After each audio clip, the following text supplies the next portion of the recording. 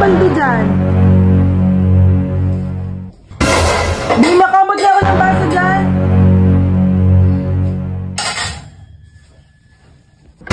Bi, makisuyo nga ako ng plastic dyan.